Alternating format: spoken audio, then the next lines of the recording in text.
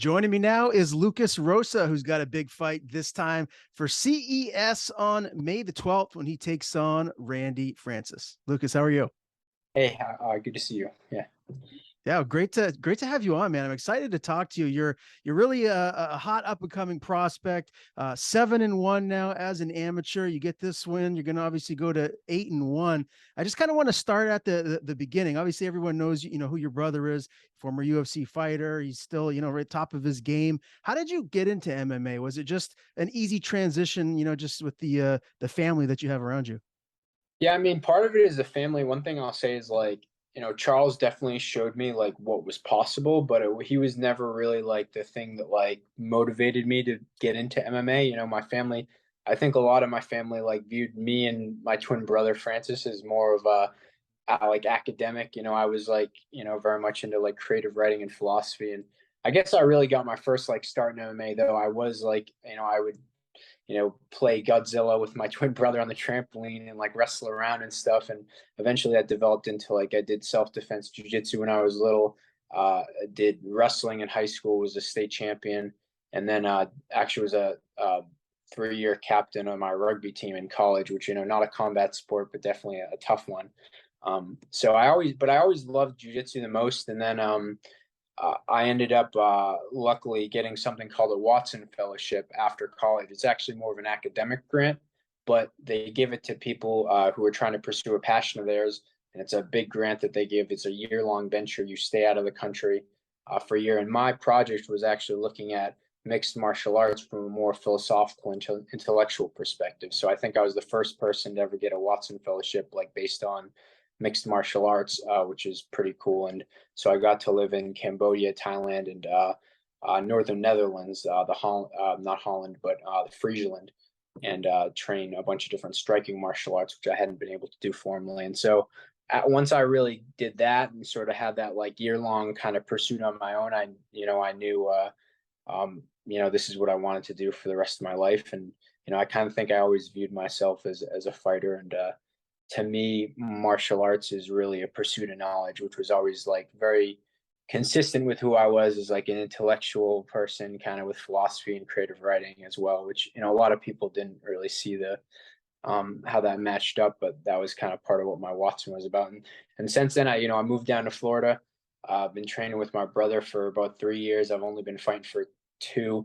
And yeah, there's like a record, of course, on Sherdog and stuff, but I've had like I think like 14 fights in that time, and I've won like 13 of them, and I'm like 7 or 8 now in kickboxing and stuff. So Wow. yeah, I've had a ton of fights in that time. Probably one of the more active fighters in the country right now. So I'm pretty happy with that, and yeah, gonna keep it going. So That's fantastic, man. So as far as like, studying journalism and all of that, do yeah. you have any aspirations one day? I mean, obviously you want to take the MMA career as far as you possibly can, but do you envision maybe doing some media work? Because it seems like just based on your background, you'd be the perfect guy to, be a fighter and an analyst. Yeah, maybe. I mean, I so like right now, kind of, I'm just so fixated. Like everyone always tries to get me to come in and like, hey, maybe you could coach this guy a little, and like, like, oh, do you want to write this? And I try to be like just very like blinders on, tunnel vision with stuff. But I have thought about it. I'm not sure. Like sports, I actually do like to write about a little. I was a editor in chief of my high school newspaper. We actually won a bunch of awards, like the New England Scholastic Publication Award. I think I won a features piece for that, and I did was actually the editor in chief of my college newspaper as well. So even though I didn't like major in journalism, it was like a very strong background and the commitment to the truth, and giving the information to the public and letting them know, like, do what they want with it is something I'm definitely think is valuable. And yeah, I mean, maybe if it's something I find to be interesting.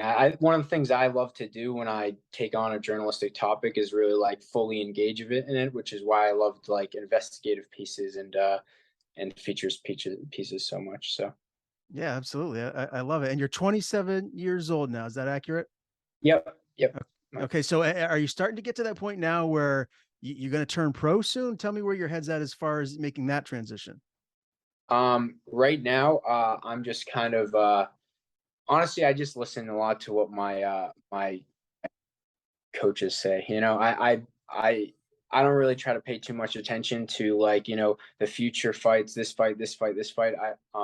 To me, my favorite win, people ask me like, "Oh, what's your favorite fight, your favorite win?" To me, it's always the next one. So I I have very much of a focus on next fight, and then I don't try to look too much past that because I think, if you try to do that, usually you get a little bit distracted. But for me, as a going pro, I leave that up to my head coach Charles McCarthy, my brother Charles Rosa, and some of the other coaches I have, like Matt Waggy, wrestling coach, and that kind of thing. So I trust them. I let them do that kind of stuff. So. Gotcha. Have they given you a time frame though? Like, are they saying, okay, we're getting to the point, Lucas, where maybe like a year or two from now, like we're going to make that Oh transition? yeah, yeah.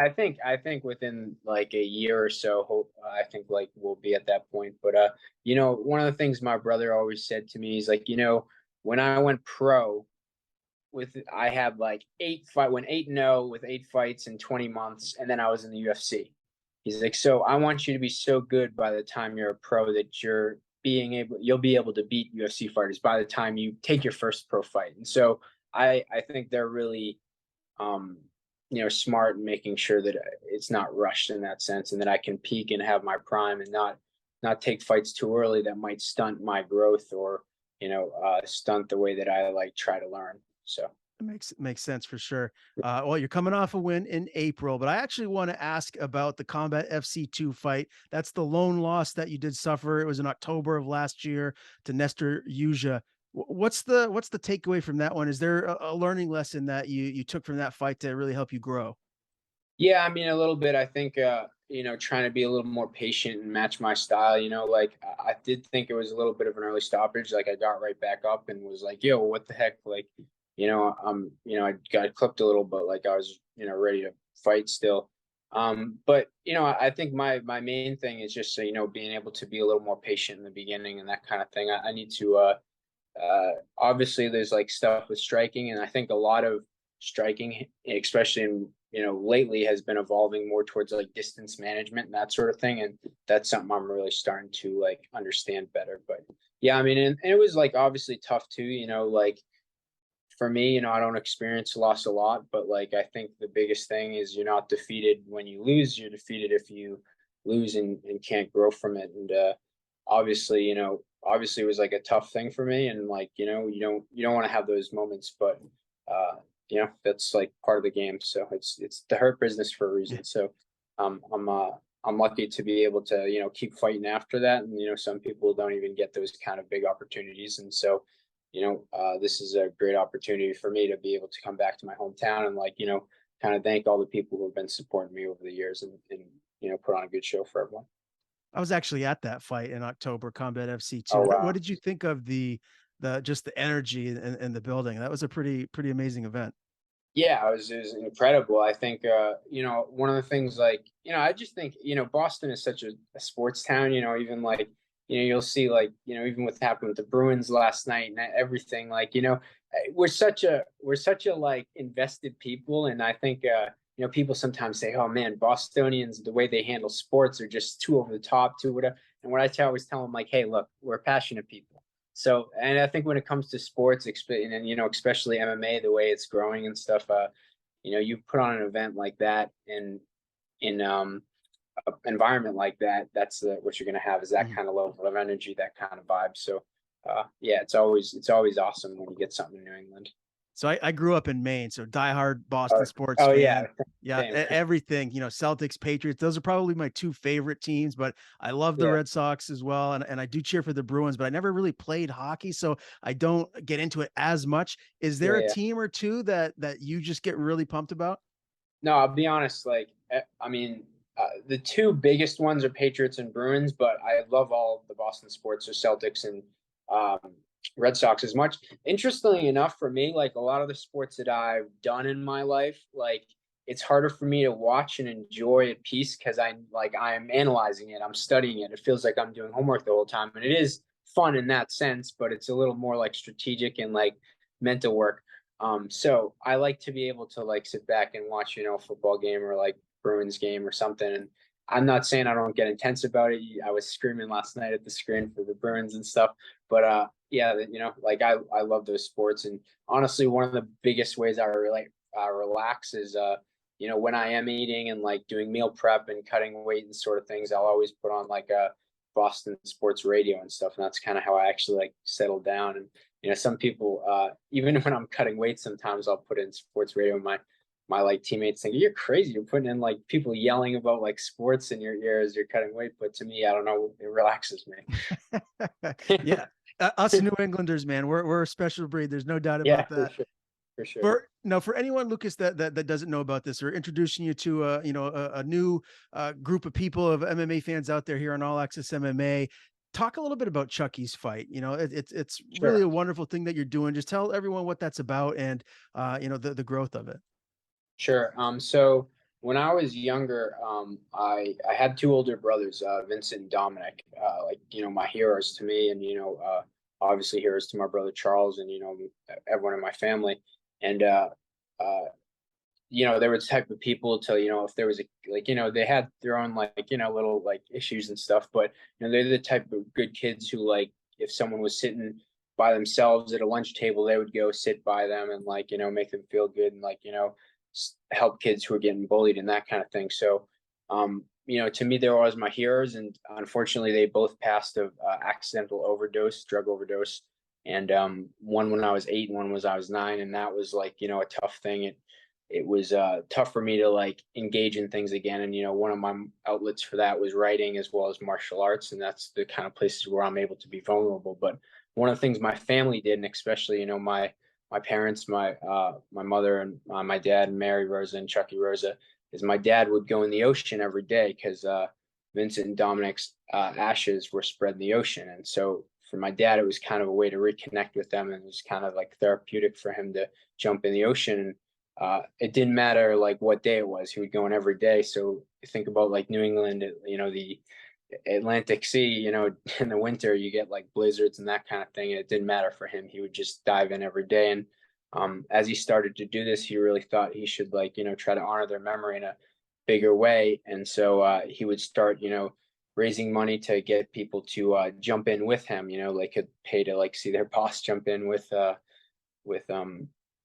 with my dad. And what ended up happening is now he's kind of grown, and as that's happened, he does presentations at schools and gets like amazing testimonials, kind of advocating against substance abuse, and tries to get people who are like struggling into recovery houses and that sort of thing. And he's won awards for it. I think he's like helped speak in front of state congress and stuff, and passing bills. And from the testimonials I've seen, and the awards and accolades are one thing, but just like the real testimonials I see, the effect he has, the amount of people who come up to me and are like, "Oh, your parents are like my other mom and dad.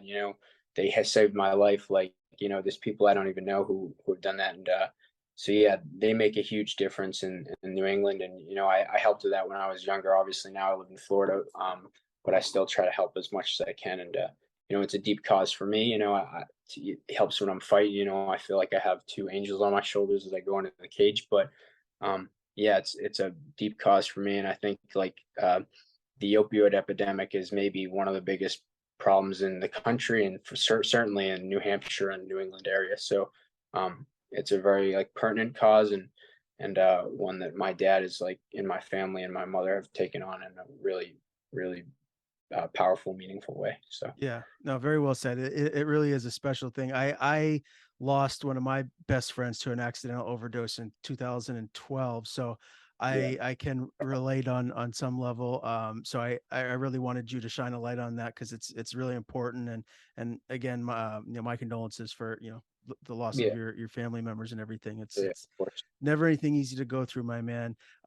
Let's transition a little bit here and talk about camp. You're down in Florida. You got some killers around you. Who are the main guys that you've had for this particular camp to get you ready for Randy Francis?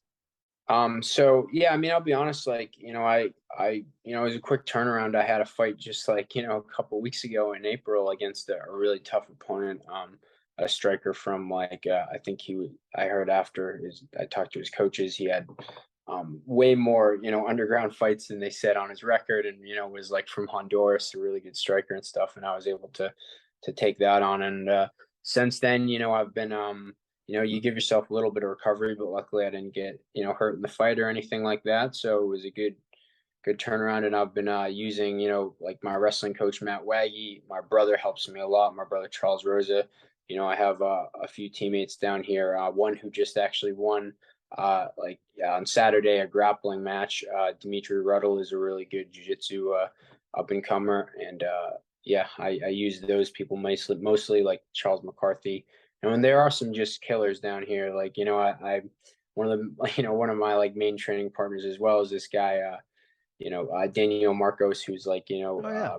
he's a yeah, he won his UFC debut, won on the UFC contender, and is one of the I'd say like best fighters from Peru ever, undefeated like 14-0 pro. So you don't have many, come across many of those, and to be able to train with those kind of guys and like be around that kind of level, we have like killers from Chile and Peru and all these different countries, and it's, and of course like America and American Combat Gym. And there's just like I really think that South Florida is the mecca of like martial arts right now. There, and I guess maybe a little bit of California, but like those two spots I think are really, if you want to be an MMA fighter, that's where you go. So, yeah, I mean, I always have like, there's people who are helpful to me in my camps, but, I try to just pick up as much knowledge as I can because, their brains are just so full and so like they have so much knowledge that I can absorb. And I think that's the biggest part about being a martial artist is being able to absorb that knowledge.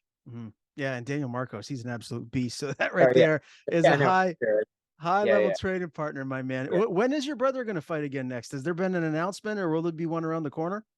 I'm not sure yet. He's it's good right now too. He's doing a great job, I think, too, of like, coaching as well as like being a fighter, So like he's really I obviously, still very much in it, very much in his fighting career. And like I'd say he's like, one of the best guys in the gym. Like I wouldn't say anybody's better than him, but he does a really good job with. I think he's one of like Daniel Marcos's head coaches, and he does a really good job. I think of Marcos came in as like an underdog in both those fights, and I think the strategy he has combined with the heart of Daniel Marcos is some of the stuff that like put him past that level of so far ahead of the other guys in the UFC. And my brothers I think really like getting a really good feel for coaching as well. And obviously, as his little brother, he picks up on the mistakes I make, like because they're very similar to the ones he used to make as a kid, so he can adjust it very well. But yeah, I don't know when his next fight is, but he's like doing a great job, just being like a pillar in the gym, sort of. So Yeah, that's awesome, man. All right, CES 73, May yep, 12th, Beverly, yep, Massachusetts. How yep. difficult is that going to be just to accommodate everyone that wants to come and watch you fight in Massachusetts? Yeah, I mean, for me, it's a little tough. Like, I sometimes have to lean on my like family a little more than I'd like during the whole thing. For me, it's like, some people like to have like everyone around me, and for me, it's okay. I don't want to like inconvenience too many people. But that's part of it is, being a fighter is like you end up having to kind of take that role of being like the star for that week, and it's awesome. And for me, it's just the opportunity to be able to like show, where I'm at and like even being able to sort of thank the people that like have helped me throughout the years, whether it's, and it, you talk about a lot of people talk about coaches and that sort of things, but I'm even talking about like, kids I used to hang out with when I was like, like coming up at like 10 years old and like teachers from that sort of thing. It's really a privilege to be able to do what I love and what I feel like is not just a job or a passion, but a calling. And to show that in front of them, that's like, the ultimate privilege. Now, Randy Francis, on Yeah. paper, Lucas, this is a guy that, I mean, you're supposed to beat. He's 6-9. You really got to go in there, I would imagine, just from the outside looking in and kind of show out in this fight. Do you feel that pressure when you are a big favorite going into a fight?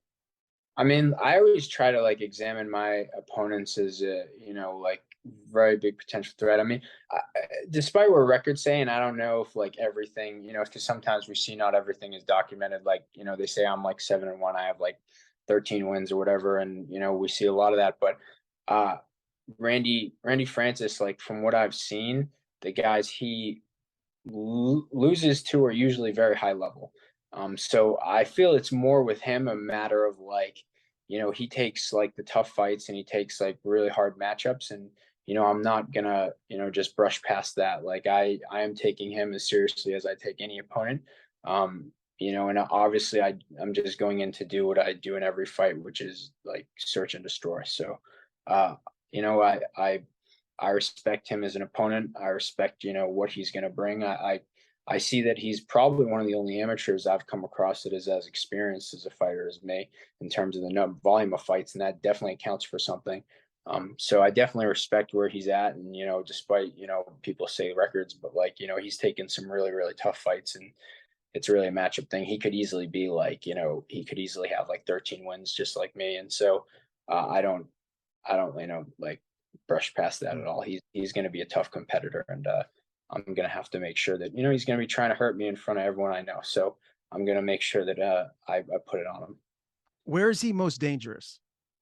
Uh, I think I'm not sure. I'm kind of examining a lot of different things. I don't want to say too much about like what my strategy will be in case he ends up watching this. I'm very like private when it comes to that kind of thing. But I expect him to be good everywhere. He seems like a very well-rounded fighter, and especially when it comes with that experience, like that's the biggest thing. Is people can be good in certain aspects, but I think the experience that a fight gives you, it gives you like I feel like 2 months of training every time you get in the cage. It gives you like 2 months of knowledge, and so uh, of like hard training. So I feel like he's probably very good at meshing all those styles together, which in itself is a really big part of MMA. You have the striking, you have the takedowns, you have the grappling, but I think being able to blend those together is really the hardest part, and probably a part that he seems to have down pat because of how experienced he is. So, but I'm gonna smash him. So. How do you see the fight ending? Do you anticipate this to, maybe go a little bit longer? Or, I mean, you say you're going to smash him. Do you feel like this fight ends early? Yeah, my intention is to get him out of there in the first or second round. But we'll see how tough he is. I expect him to be tough. I expect him. It might take a little bit. I might have to be a little patient, but we'll see. He might come out trying to swing. So for me, it's like when you get in the cage, you don't really know what the guy's going to do. You have to be a little bit of um, it's a little bit like a puzzle, and you have to be a little bit of a thinker initially. So we'll see how he goes at me, and I'll react to what that is. But yeah, I see myself finishing him. But if he's really tough, and I know he will be experienced, I'm just gonna find a way to win. Can't wait for it, man. I won't be able to be at this one in person, but I know the main card. You'll be able to check that on UFC Fight Pass. Again, CES 73, May the 12th. Lucas Rosa, Randy Francis, and it's a featherweight bout, man. Can't wait for it. Lucas, great talking to you here for the first time. Before we do sign off, I want to give you the floor. Tell people where they can follow you on social media. If there's anything you want to plug, anyone you want to thank, the floor is yours. Of course. So yeah, definitely. Follow me at Lucas_Rosa Nation. So again, Lucas_Rosa Nation, and then on Facebook and just Lucas Rosa. Similar, I think on TikTok, I'm Lucas Rosa MMA. Uh, any of those, like you can definitely just and you can direct message me too. I love when fans reach out and that sort of thing. As well as I'd love to thank my sponsors. Obviously, Chucky's Fight, huge cause for me. Big ones for this upcoming fight is Winter's Services up in up in Watertown and that sort of thing. Milan Lab Cigars, Miners Discount Fuel, yeah, like Stadium Oil Heat, the Brook Casino, all those guys. And Freeze Water, yeah, Red's Tavern. I have a lot of sponsors, and for me, they help me support my dream. I don't get really paid that much right now for anything, and so this is like they're helping me fund what I love to do, and again, what I feel like is my calling. So they definitely all deserve respect for that. Oh, also Hammer Jack, um, Spices. So yeah, all those guys, I appreciate you all. There's tons more. You'll see them on the banner when I fight and that sort of thing on my fight shorts. So I appreciate all you guys, and obviously my coaches. One last thing I want to give a shout out to is one of the martial arts that I trained when I was on the Watson Fellowship is something called Bokatao or Bokator if you spell it out. And for me, it's a cause that I'm very passionate of because it's one of the most ancient striking martial arts, and nobody really knows about it because of the genocides that happened in Cambodia and that sort of thing, and it sort of stunted the way it was able to spread out into the world. And so for me, I'm one of the only Americans to ever train it, and yeah, I feel like I'm sort of trying to carry that torch of like, hey, Bokatao is a part of martial arts and kind of the story of MMA, and I want people to, respect that and acknowledge that. And that's kind of, I feel like, one of my duties as a martial artist.